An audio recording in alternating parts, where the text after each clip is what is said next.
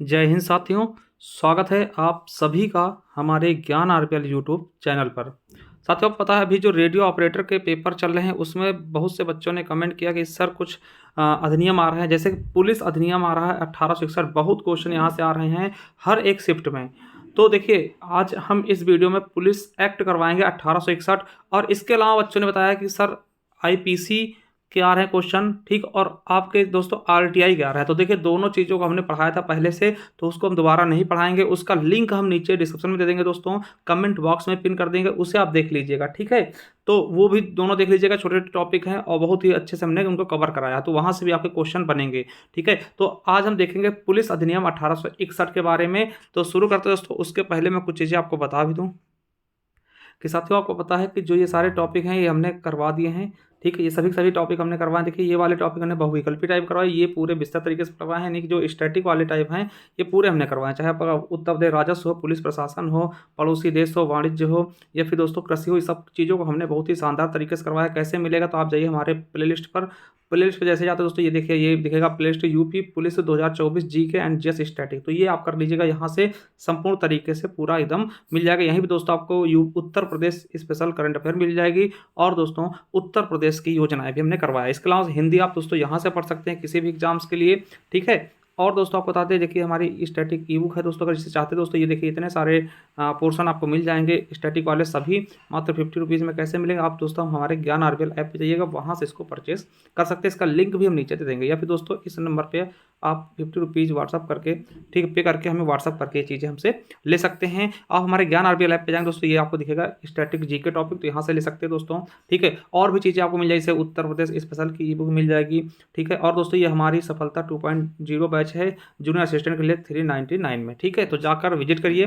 तो चलिए साथियों, शुरू करते हैं आज की वीडियो को। तो साथियों, पहले हम देखेंगे क्या उत्तर प्रदेश पुलिस अधिनियम 1861 के बारे में देखेंगे, ठीक है। उसके पहले थोड़ा हम बेसिक चीज़ें देख ले, उसके बाद दोस्तों हम इसकी सारी धाराएं भी कवर करेंगे जो आपके लिए महत्वपूर्ण है परीक्षा की दृष्टि से, ठीक है। तो पहले इसके बेसिक चीज़ें देख ले, क्योंकि अधिकतर क्वेश्चन दोस्तों यहीं से आ जाते हैं। तो आप पहली चीज़ आपसे पूछेगा कि पुलिस अधिनियम दोस्तों कब आया था, तो आप बताइएगा 1861 में, ठीक है। 21 अधिनियम संख्या है कौन सी है, तो आप बताइएगा 05 अधिनियम संख्या के अंतर्गत ये आया है, ठीक है। ये चीज़ें आपको याद रखना। अब देखिए दोस्तों, ये हमारा अंग्रेजों के समय का है, ठीक। अभी इसमें कुछ संशोधन हुए हैं, मगर दोस्तों ये हमारे अंग्रेजों के समय का ही बनाया हुआ चीज़ें हैं, ठीक है। धाराएं हैं, पुलिस अधिनियम है। तो अभी दोस्तों ये नया नहीं हुआ है। तो हम 1861 में दोस्तों, आपको पता है कि कोई भी चीज़ बनता तो उसमें अभी क्या दोस्तों, अभी अंतिम मोहर कौन लगाता, राष्ट्रपति महोदय लगाते हैं, ठीक है। संसद द्वारा पास होती है, विधानसभा द्वारा भी पास होती है कोई चीज़, ये है ना। मगर दोस्तों ये किसने किया होगा उस समय, तो उस समय दोस्तों गवर्नर जनरल रहे होंगे या फिर वायसराय रहे होंगे। तो आपको बता दें कि इसको किस गवर्नर ने सहमति दी थी दोस्तों, आपको बता दें सहमति कब मिली थी, 22 मार्च 1861 को सहमति मिली थी। किसने दिया था, लॉर्ड कैनिंग। दोस्तों उस समय कौन थे गवर्नर जनरल, लॉर्ड कैनिंग थे, ठीक है। आपको पता है कि उस समय दोस्तों इनको वायसराय कर दिया गया था, ठीक है। तो लॉर्ड कैनिंग के समय ये चीज़ें हुई थी, ठीक। आपसे पूछ सकता है चीज़ें। और कुल धाराएं कितनी है आपको पूछेगा, पुलिस अधिनियम में कुल धाराएं कितनी दोस्तों, 47 तक धाराएं हैं। और देखिए कुछ धाराएं इसमें से खत्म कर दी गई, यानी कि उनको निरसित कर दिया गया, यानी हटा दिया गया। कौन कौन सी धाराएं जिनको हटाया गया है, तो धारा 6 हटाया गया है, धारा 11 हटाया गया है, 38 हटा दिया गया है, 39 हटा दिया गया, 40 और 41, यानी देखेंगे तो लगभग 6 धाराएं दोस्तों आपकी हटा दी गई हैं। किसमें से, 47 में से 6 धाराएं आपकी हटाई गई हैं। किसके द्वारा, केंद्र सरकार के द्वारा, ठीक है।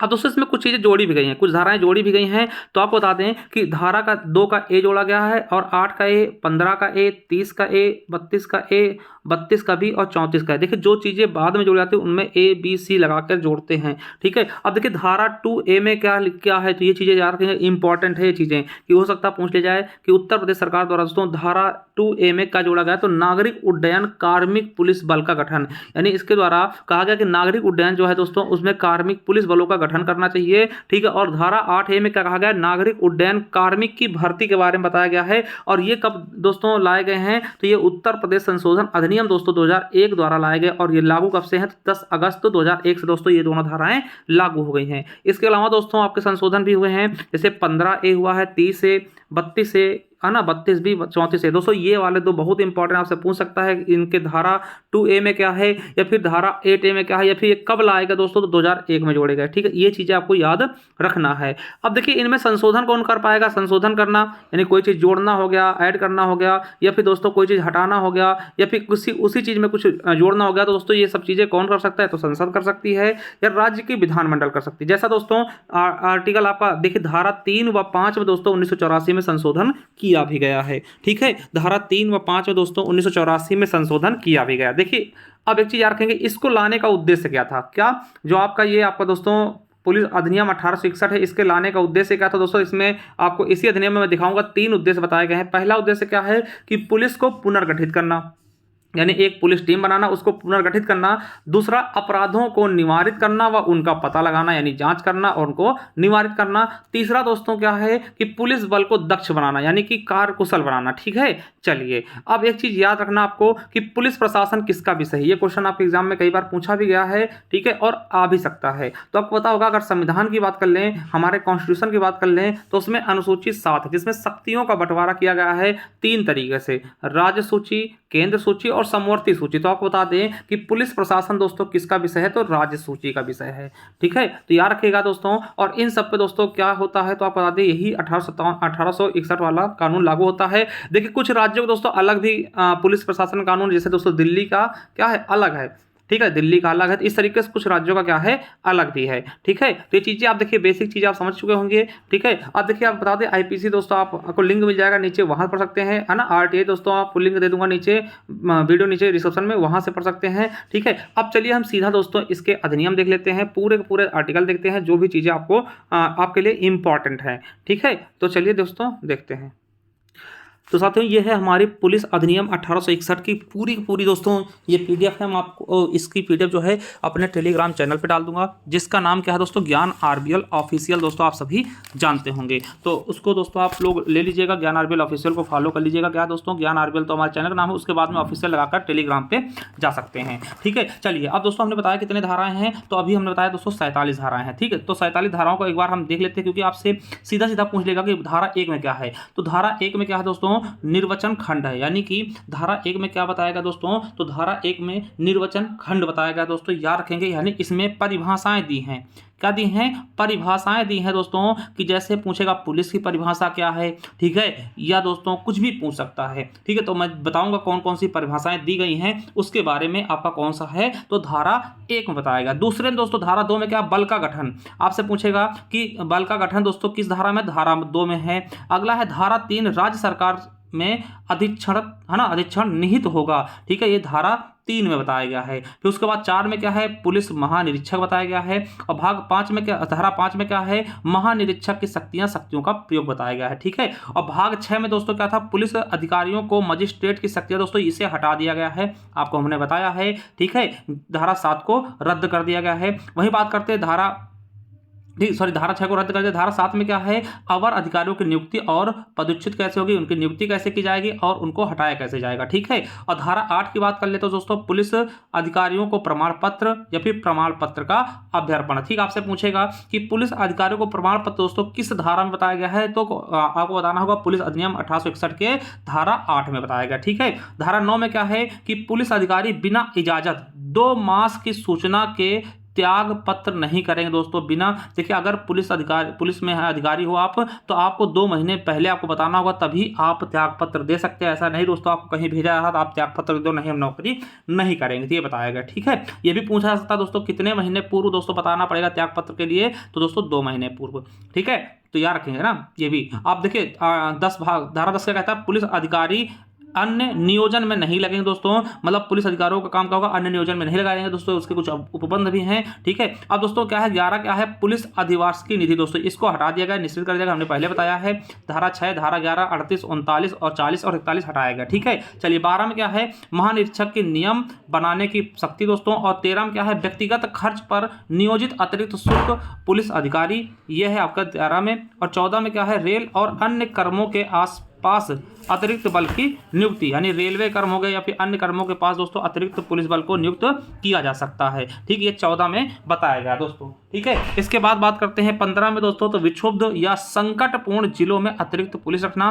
मान लो दोस्तों कहीं पे ऐसा लगता है कि नहीं यहाँ पे और संकटपूर्ण है, तो यहाँ पे दोस्तों और अधिक पुलिस बल लगाया जा सकता है। ठीक है। और दोस्तों हमने बताया था कि 15A जोड़ा गया है ना, 15A दोस्तों जोड़ा गया, तो 15A दोस्तों ये जोड़ा गया है, इसको देख सकते हैं, निवासियों या भूमि में हितबंध व्यक्तियों के दुराचरण से पीड़ितों को प्रतिकर अधिनिर्णित करना। ठीक है। चलिए अब 16 में दोस्तों क्या है, तो 16 दोस्तों को पता है कि धारा 13, 14, 15 और 15A के अधीन संदेह धनों की वसूली और वसूली होने का उनका व्ययन क्या है दोस्तों, इसके बारे में बताएगा। धारा 17 क्या कहता है, विशेष पुलिस अधिकारी। धारा 18 विशेष पुलिस अधिकारियों की शक्तियां क्या क्या हैं, वो धारा 18 में बताएगा। देखिए आपसे पूछेगा कि विशेष पुलिस अधिकारियों की शक्तियों का वर्णन किसमें किया गया, धारा 18 में। 19 में क्या है, विशेष पुलिस अधिकारियों के रूप में सेवा करने से इनकार। ठीक है। अगर दोस्तों आप उसमें है तो आप कोई काम मना नहीं कर सकते ना। चलिए 20 में क्या है, पुलिस अधिकारियों द्वारा प्रयोग किया जाने वाला प्राधिकार दोस्तों। उसके अलावा 21 में क्या है, ग्राम पुलिस अधिकारी। क्या, ग्राम पुलिस अधिकारी, फोर्ट विलियम की प्रेसिडेंसी द्वारा पुलिस चौकीदार ना। चलिए 12 में क्या है, पुलिस अधिकारी सदैव कर्तव्य रूढ़ होंगे और जिले के किसी भाग में नियोजित किए जा सकते हैं। मतलब कि हमेशा आपको तत्पर रहना है, आपको किसी भी जिले के किसी भी भाग में आपको नियोजित किया जा सकता है, आपको ड्यूटी दी जा सकती है, आप मना नहीं कर सकते। ठीक है। 23 में क्या है, पुलिस अधिकारियों के कर्तव्य क्या होंगे उसके बारे में। 24 में क्या है कि पुलिस अधिकारी इत्तिला इत्यादि कर सकते दोस्तों। ठीक है। और 25 में क्या है, तो धारा 25 में क्या है कि पुलिस अधिकारी बिना दावे वाली संपत्ति को अपने भार साधन में लेंगे और उनके व्ययन की बाबत मजिस्ट्रेट के आदेशों के अधीन होंगे। ठीक, अभी मैं बताऊंगा कुछ जो इंपॉर्टेंट ना। 26 में क्या है, मजिस्ट्रेट संपत्ति को निरुद्ध कर सकेगा और उसकी उद्घोषणा निकाल सकेगा। ठीक है। चलिए 27 में क्या है, यदि कोई दावेदार उपसंजात नहीं होता तो संपत्ति का अधिग्रहण कैसे होगा, उसके बारे में। 28 में पुलिस अधिकारी न रहने पर प्रमाण पत्र इत्यादि का परिधान करने से इनकार करने वाले व्यक्ति के बारे में दिया गया है। और 29 में क्या है दोस्तों, तो कर्तव्य इत्यादि की उपेक्षा के लिए शक्ति। 30 में लोक जमाओं और जुलूसों के विनिमय और उनको अनुज्ञप्ति देना कि कैसे जुलूस आपका निकले, कैसे ना। 31A जोड़ा गया, हमने बताया है। ठीक है। 30 से जोड़ा गया। फिर उसके बाद दोस्तों 31 में क्या है, पुलिस लोग सड़कों इत्यादि पर व्यवस्था बनाए रखेगी। जैसे कोई जुलूस निकलेगा दोस्तों तो लोग है ना सड़कों पे व्यवस्था बना कर रखेगी। ठीक है। 32 में क्या है, तो ठीक पूर्ववर्ती 3 धाराओं के अधीन दोस्तों निकाले गए आदेशों की अवज्ञा के लिए सस्ती है। और 33 में क्या है, जिले के मजिस्ट्रेट के नियंत्रण व्यावर्ती है ना। और 34 में क्या है, सड़कों पर कतिपय अपराधों के लिए दंड।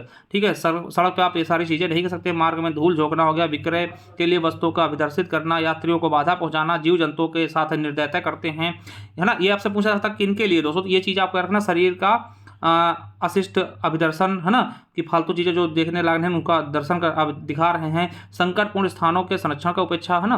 35 में क्या है, अधिकारिता हो गया। 36 में अन्य विधि के अधीन अभियोजित करने की शक्तियां, ठीक है, नहीं प्रभावित होंगी। और 38, 39, 40, 41 दोस्तों ये क्या हैं, ये हटा दी गई हैं। और 42 में दोस्तों क्या है, कार्यवाहियों के लिए परसीमा।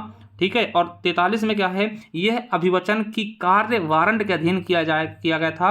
और 44 में पुलिस अधिकारी डायरी रखेंगे, है ना, एक डायरी रखेंगे, नोट करेंगे। और 45 में क्या है, राज्य सरकार विवरणियों का प्रारूप विहित कर सकेगी। और 46 में अधिनियम की परिधि बताएगा। और 47 में दोस्तों पुलिस के जिला अधीक्षक का ग्राम पुलिस पर प्राधिकार के बारे में बताया गया। तो साथियों पूरी धाराएं हमने देख ली हैं।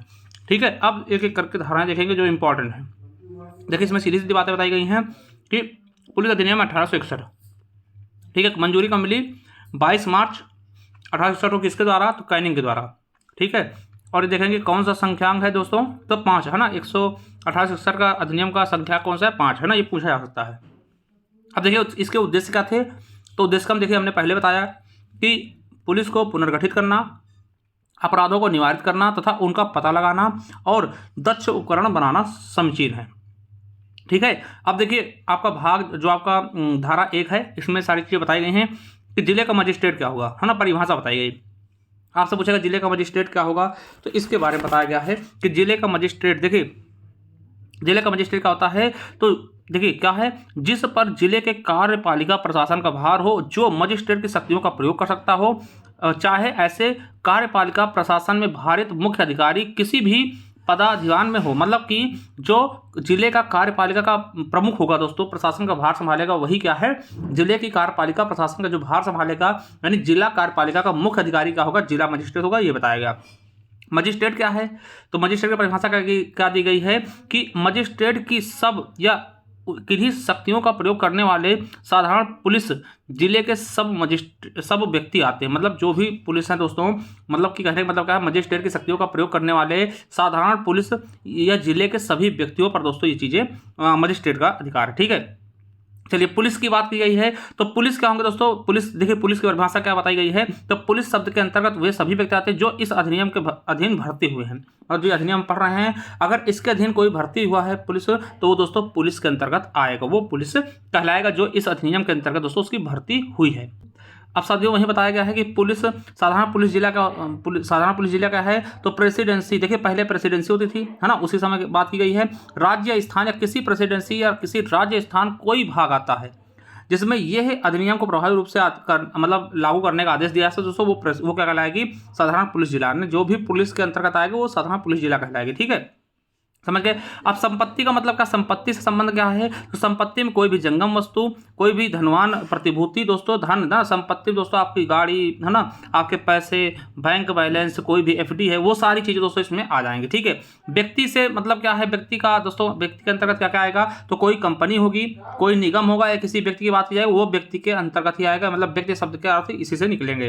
ठीक है, मास का शब्द का क्या अभिप्राय होगा? तो कैलेंडर के मास से। ठीक है, ढोर का मतलब क्या होता है दोस्तों? ढोर का भी प्रयोग किया गया। तो ढोर का मतलब दोस्तों सींगों वाले ढेरों, है ना, ढोरों से संबंधित, जैसे कि सींग इनके अतिरिक्त, है ना, ढेरों के अतिरिक्त, जैसे ऊंट हो गया, घोड़े हो गए, खच्चर हो गए, गधे हो गए, भेड़ बकरी, ये सब जो उसमें सींग नहीं होते दोस्तों, उनको ढोर के श्रेणी में रखा गया है। ठीक है, चलिए, तो ये आप परिभाषा समझ गए होंगे। आपसे पूछ सकता है कि परिभाषा किस में दी गई? तो दोस्तों आपको बताना है कि जो आपके धारा 1 में ये परिभाषाएं दी गई हैं। ठीक है, धारा 2 में क्या है? तो धारा 2 में दोस्तों बल का गठन है। बल का गठन क्या होता है समझिएगा कि इस अधिनियम द्वारा दोस्तों देखिए पुलिस बल समझा जाएगा किसको? देखिए, इस अधिनियम के प्रयोजनार्थक राज्य सरकार के अधीन समस्त पुलिस स्थापन, है ना, एक पुलिस बल समझा जाएगा और रीतता भर्ती किया जाएगा। वह अधिकारियों और पुलिस जन की ऐसी संख्या से मिलकर बनेगा जो ऐसी रीति से गठित होगा। दोस्तों मतलब कहने का मतलब क्या है कि जो दोस्तों पुलिस बल जो एक टुकड़ी होगी दोस्तों, जो कि इसी अधिनियम द्वारा भर्ती किए जाएंगे। जैसे आप कोई पुलिस के अधिकारी हो गए, वो इनका जो ग्रुप होता है वो पुलिस बल कहलाएगा ना, जो बल कहलाएगा, है ना, ऐसी चीजें दी गई हैं। ठीक है, अब देखिए इसमें है राज्य सरकार में धारा 3 है, राज्य सरकार में अधीक्षण निहित होना, है ना, राज्य सरकार में अधीक्षण निहित होना, इसके बारे में बताया गया। देखिए ज़्यादा इंपॉर्टेंट यह है नहीं। हाँ, पुलिस महानिरीक्षक क्या है? तो देखिए साधारण पुलिस जिले के सर्वत्र पुलिस का प्रशासन एक अधिकारी में। ठीक है, जो पुलिस महानिरीक्षक कहलाएगा, यानी कि जो दोस्तों पुलिस महानिरीक्षक क्या होगा? तो साधारण पुलिस जिले के सर्वत्र पुलिस का प्रशासन एक अधिकारी, मतलब जो जिले का जो प्रमुख अधिकारी होगा वो क्या कहलाएगा? पुलिस महानिरीक्षक कहलाएगा। ठीक है, समझ सकते हैं।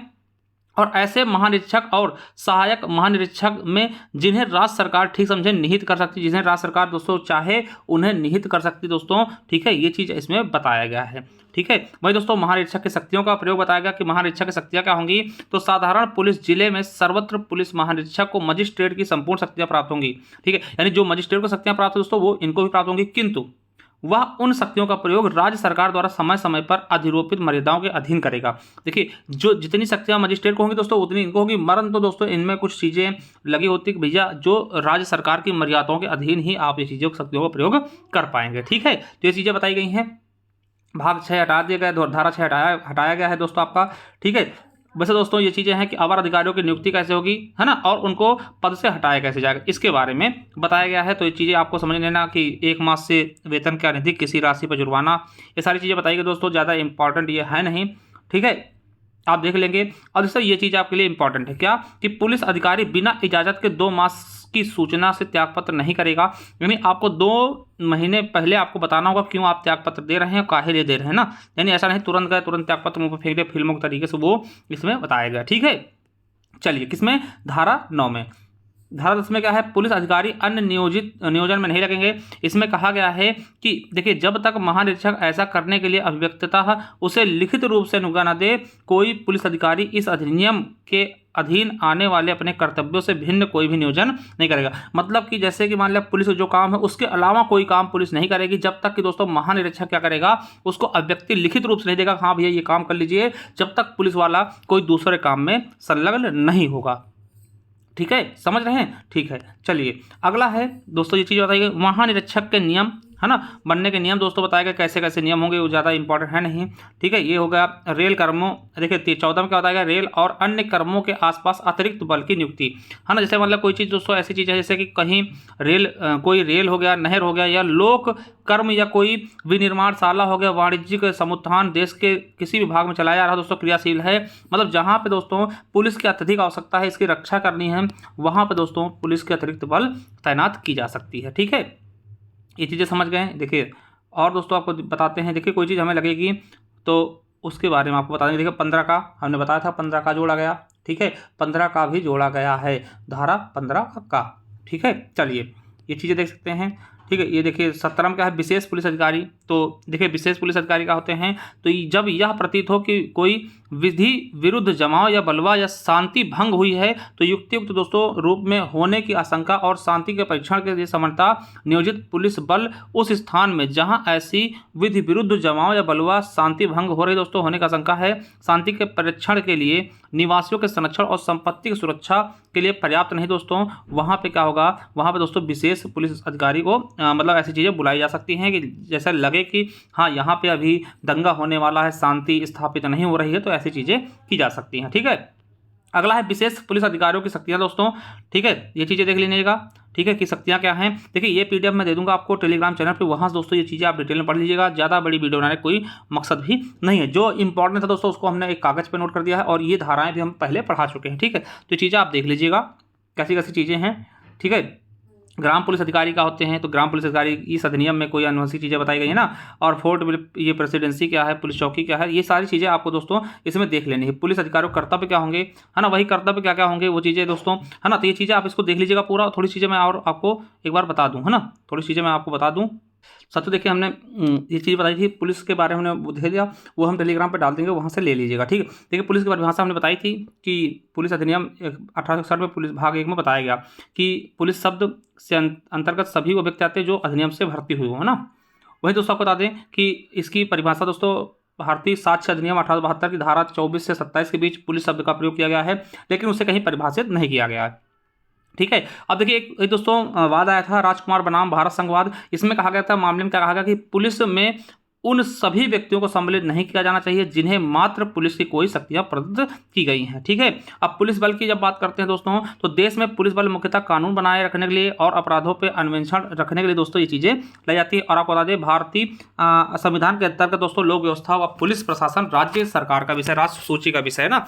जैसे कि आपको पता होगा कि अनुसूची 7 में चीज़ें बताई गई हैं। पुलिस के कार्य क्या होंगे, कार्य के बारे में बता दें तो अपराधों का रोकथाम करना, अपराधों का पता लगाना, उनकी खोज करना, ठीक है, कानून एवं व्यवस्था बनाए रखना, आंतरिक सुरक्षा के प्रबंध करना, सार्वजनिक संपत्ति का जनता मनता के जो जनता के दोस्तों माल जान माली हानि है दोस्तों उसको बचाना, यातायात का प्रबंधन करना, वीवीआईपी विजिट के दोस्तों कोई वीवीआईपी नेता आता दोस्तों उसको दोस्तों संरक्षा देना। ठीक है, निर्वाचन की व्यवस्था उनको दोस्तों निर्वाचन के समय वो ड्यूटी देना। ठीक है, पुलिस के इतिहास की बात करें थोड़ा आप समझ लीजिएगा यहाँ भी कि अंग्रेजों ने वर्ष 1672 में सर्वप्रथम मुंबई में पुलिस अधीक्षक की नियुक्ति पुलिस बल के कार्य के रूप में कार्यपालक अधिकारी रूप में की थी।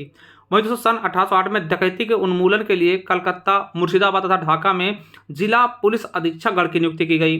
बात करते हैं सन 1857 में क्रांति के बाद दोस्तों अंग्रेजों ने 1858 में ब्रिटिश इंडिया में के सभी जिलों में दोस्तों पुलिस अधीक्षक गण की नियुक्ति की। और आपको बता दें कि देखिए ब्रिटिश भारत में पुलिस व्यवस्था की गहन समीक्षा के लिए अगस्त 1860 में एक आयोग की नियुक्ति की गई। इस आयोग की सिफारिशों पर दोस्तों 1861 का पुलिस अधिनियम लाया गया। ठीक है, और इसको मंजूरी किसने दी, कैनिंग ने। ठीक है, हम पहले बता चुके हैं ना। चलिए अब दोस्तों देखिए समझिएगा कि स्वतंत्रता प्राप्ति के बाद इंडियन पुलिस के स्थान पर दोस्तों भारतीय पुलिस सेवा IPS यानी अखिल भारतीय पुलिस सेवा के रूप में प्रारंभ की गई। इसके सदस्यों का चयन दोस्तों किसके द्वारा होता है? यूपीएससी द्वारा ना। तो आपको पता होगा जहां से आईएएस पीसीएस आते हैं, ठीक है। और वहीं दोस्तों आपको बता दें कि पुलिसों के लिए ही दंड संहिता प्रक्रिया 1973 में बताया गया है कि जहां बिना वारंट के दोस्तों गिरफ्तार कर सकती है पुलिस। धारा 41 में आपसे पूछेगा कि दंड संहिता सीआरपीसी है ना, उसके धारा 41 में बताया गया कि बिना वारंट के आप कैसे गिरफ्तार कर सकते हैं। पहली चीज जो संज्ञेय अपराध हो, है ना, और दूसरा कब्जे में गृह भेदन का उपकरण, है ना, मतलब किसी का घर दोस्तों कब्जे करके उसमें भेदन कर रहे हैं, है ना, उद्घोषित कोई अपराधी है, बहुत पुराना मतलब बहुत उद्घोषित अपराधी है, उसके लिए चुराई गई संपत्ति की संभावना हो, ठीक है, या पुलिस अधिकारी के कर्तव्य के पालन बाधा, यानी कि कोई काम कर रहा है तो उसमें बाधा आप डाल रहे हैं, फिर आपको गिरफ्तार कर सकती है बिना वारंट के। सशस्त्र बलों को भगोड़ा हो दोस्तों, है ना, सशस्त्र बल को छोड़ के भगा हो, ठीक है, या फिर भारत के बाहर भारत में दंडित किया गया अपराध कोई हो, या फिर छोड़े गए दोष सिद्ध बंदी द्वारा नियम उल्लंघित कर रहा हो, या फिर वांछित कोई अपराधी हो, तो उनको दोस्तों बिना वारंट के गिरफ्तार पुलिस कर सकती है, ठीक है। तो ये चीज़ें दोस्तों आज आपको कैसी लगी, और आपको पता होगा कि जो हमने पीडीएफ थी वो हम अपने टेलीग्राम चैनल यानी ज्ञान आरबीएल ऑफिशियल पर डाल देंगे, उससे ले लीजिएगा। और आपको बता दें कि जो हमने आईपीसी पढ़ा है दोस्तों उसका लिंक दे दे रहे हैं नीचे, उसको देख लीजिएगा। और उसके अलावा दोस्तों आपको पता है आरटीआई हमने पढ़ा है, उसका भी लिंक दे देंगे, उसको भी पढ़ लीजिएगा। चलिए थैंक यू, धन्यवाद, मिलते हैं किसी नेक्स्ट वीडियो में, तब तक के लिए जय हिंद जय भारत।